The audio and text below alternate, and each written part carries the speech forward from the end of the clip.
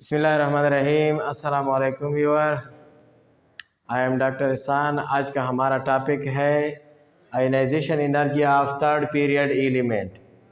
इस टॉपिक में हम आयनाइजेशंस की पहचान कर लेंगे कि आयनाइजेशन एनर्जी क्या है, आयनाइजेशन पोटेंशियल्स क्या है, वो पीरियडिक टेबल्स में ग्रुप्स और पीरियड में किस साइड पे इंक्रीज़ होता है, किस साइड पे डिक्रीज़ होता है, उनके कितने नंबर ऑफ़ टाइप्स हैं और थर्ड पीरियड में उनकी वेरिएशंस क्या है।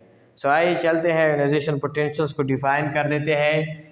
सो आयनाइजेशन एनर्जी बेसिकली है क्या चीज़? आयनाइजेशन एनर्जी वो मैक्सिमम अमाउंट ऑफ एनर्जी जो रिक्वायर्ड हो एक इलेक्ट्रॉन्स को रिमूव करने के लिए एक गैसियस स्टेट ऑफ एटम से। एक गैसियस स्टेट ऑफ एटम के वैलेंस शेल से जब हम एक इलेक्ट्रॉन्स को रिमूव कर दे तो उसके लिए जितनी अमाउंट ऑफ एनर्जी रिक्वायर्ड होती है बाहर से, उस अमाउंट ऑफ एनर्जी को हम क्या कहते हैं? आयनाइजेशन एनर्जी कहते हैं या आयनाइजेशन पोटेंशियल्स कहते हैं। तो उसकी डिफिनीशंस ये हैं, the maximum amount of energy required to remove the valence shell electron आखिरी शेल से जो इलेक्ट्रॉन्स हम रिमूव कर देते हैं valence shells electrons from the gaseous state of an atom of an element is called what? Is called ionization energy. The minimum amount of energy which is required to remove the valence electron from the gaseous state of atom is called what? Is called ionization energy. ionization energy का दूसरा नाम है ionization potential. ionization potential, ionization energy may be called as ionization potential. और ionization potential और ionization energy को हम IPRIE से हम इसको रिप्रेजेंट्स कर देते हैं। सो आयनाइजेशन एनर्जी और आयनाइजेशन पोटेंशियल में be represented by IPRIE। So given एक सिस्टम को हम अगर एनर्जी दे देते हैं तो उसके लिए एक यूनिट हम इस्तेमाल कर देते हैं आयनाइजेशन पोटेंशियल्स की सूरत में। सो यूनिट जो है आयनाइजेशन पोटेंशियल्स की जो यूनिट है किलो जूल पर मोल आर, जूल पर मोल में हम इसको मेजर कर देते हैं। सो आयनाइजेशन पोटेंशियल और आयनाइजेशन एनर्जी को हम किलो जूल पर मोल आर किलो जूल पर मोल में हम इसको मेजर कर देते हैं। ये उसकी क्या है? यूनिट है। आयनाइजेशन पोटेंशियल्स को हम बाहर से एक सिस्टम को एनर्जी दे देते हैं। सो इस वजह से ये आप लोगों के साथ एंडोथर्मिक प्रोसेस होगा। ये एक इम्पॉर्टेंट एमसीक्यूज भी है। सो आप लोगों के साथ आयनाइजेशन एनर्जी जो है वो एंडोथर्मिक प्रोसेस है जिसके लिए बाहर से हम हीट सिस्टम को दे देते हैं, क्योंकि एनर्जी यहाँ पर क्या है? रिक्वायर्ड है। जब उस ये एंडोथर्मिक प्रोसेस हो गई तो जितने अमाउंट ऑफ एनर्जी हम इसको दे देते हैं, फॉर एग्जांपल 400 किलो जूल हम इसको एनर्जी दे देते हैं पर मोल किसी भी सब्सटेंस को, तो उसको हम पॉजिटिव वैल्यूज़ में उसकी यूनिट जो होगी, उसकी जो वैल्यूज़ होगी वो पॉजिटिव होगी। इसके अलावा आयनाइजेशन पोटेंशियल में हम एक एटम्स को, एक नॉर्मल एटम्स को, न्यूट्रल एटम को आयंस में कन्वर्ट्स कर देते हैं। वो भी कौन सा आयंस?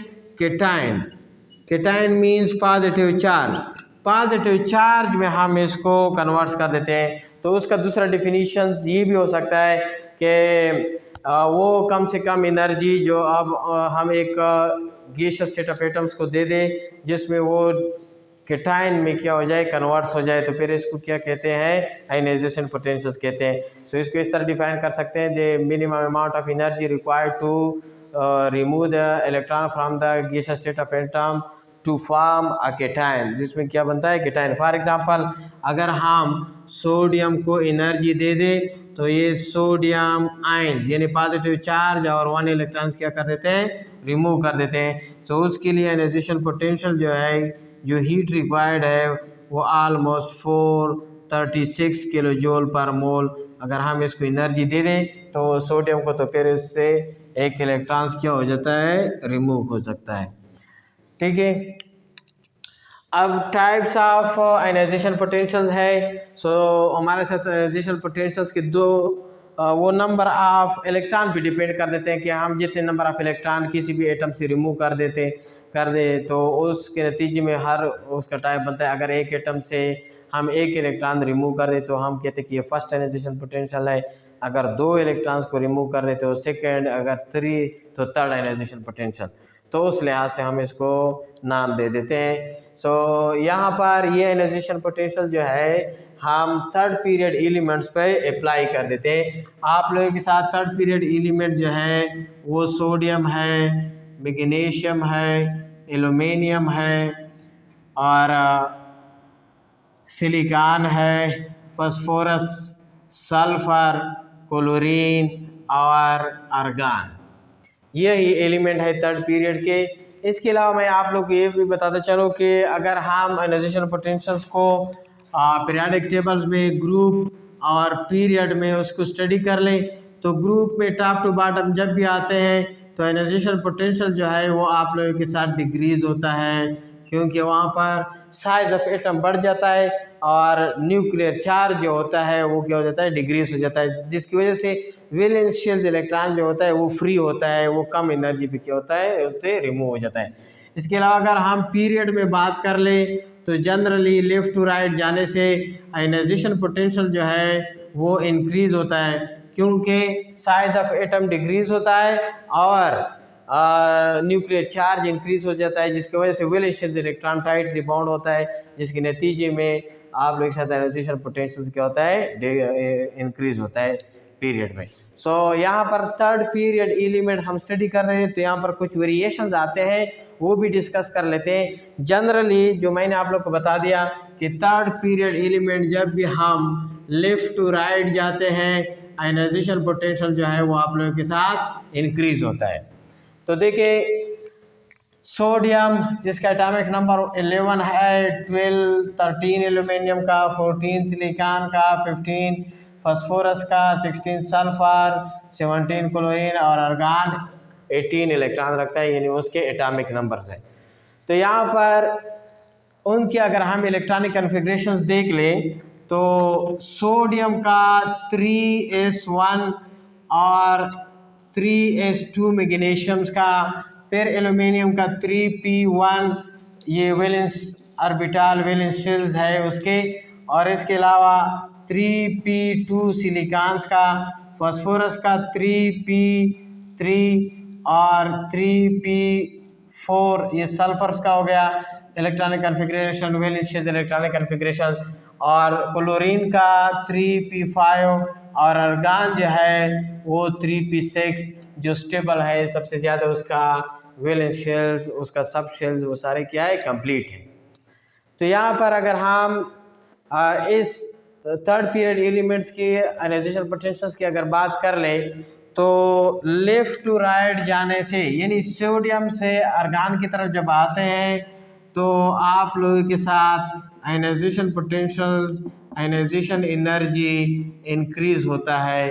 क्यों इंक्रीज होता है, उसकी रीजंस ये हैं। रीजंस क्या है, पहला रीजंस ये है कि साइज ऑफ एटम यानी एटॉमिक साइज वो आप लोगों के साथ डिक्रीज होता है, जिसके नतीजे में क्यों डिक्रीज होता है, क्योंकि न्यूक्लियर चार्ज, न्यूक्लियर फोर्स वो आप लोगों के साथ क्या होता है, इंक्रीज होता है। लेफ्ट टू राइट जाने से न्यूक्लियर चार्ज इंक्रीज होता है, एटॉमिक साइज क्या हो जाता है, डिक्रीज हो जाता है। इसके अलावा स्क्रीनिंग इफेक्ट, शील्डिंग इफेक्ट भी इसको कहते हैं, वो भी आप लोगों के साथ सेम रहती है पूरी पीरियड में, या फिर क्या होता है, डिक्रीज होता है। इसके अलावा फोर्थ जो पॉइंट है जिसकी वजह से इस थर्ड पीरियड में वेरिएशंस आते हैं वो है इलेक्ट्रॉनिक कन्फिग्रेशन। इलेक्ट्रॉनिक कन्फिग्रेशंस के लिहाज से अगर हम बात कर लें तो यहाँ पर शेल और जो सब शेल्स हैं, सब शेल उसकी स्टेबिलिटी पर डिपेंड्स कर देते हैं।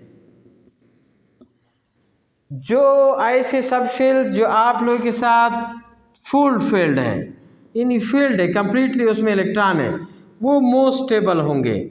जब वो मोस्ट स्टेबल होगा तो उसके लिए ज़्यादा एनर्जी रिक्वायर्ड होगा, मींस उसका आयनाइजेशन पोटेंशियल क्या होगा, ज़्यादा होगा।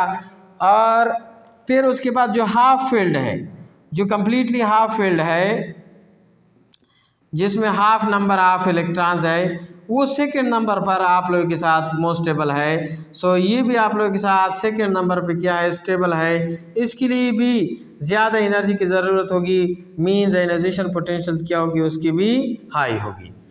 अब देखिए यहाँ पर सोडियम से मैग्नीशियम की तरफ जब आते हैं तो आयनाइजेशन पोटेंशियल इंक्रीज होता है।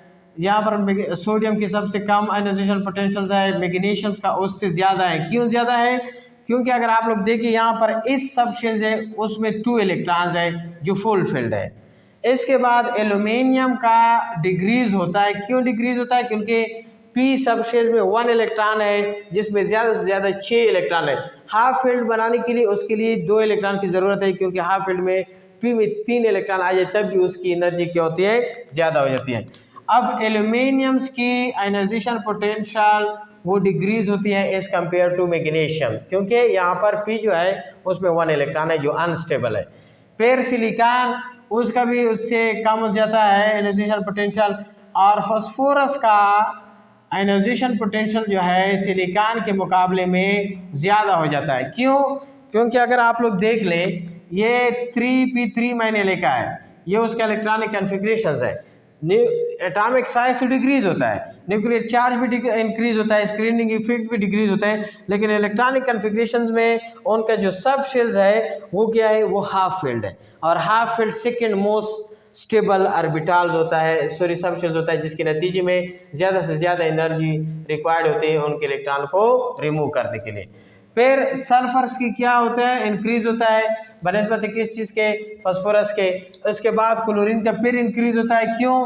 क्योंकि उसमें उसका न्यूक्लियर चार्ज सबसे ज़्यादा है, जिसकी वजह से उसका साइज सबसे कम है। वैलेंस शेल इलेक्ट्रॉन बहुत टाइटली बॉन्ड है। और आर्गन उसका सबसे ज़्यादा है आयनाइजेशन पोटेंशियल इस पीरियड में।